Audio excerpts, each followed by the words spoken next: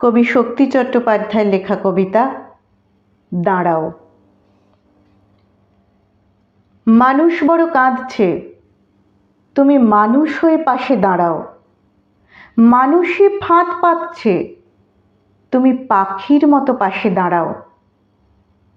মানুষ বড় একলা, তুমি তাহার পাশে এসে দাঁড়াও।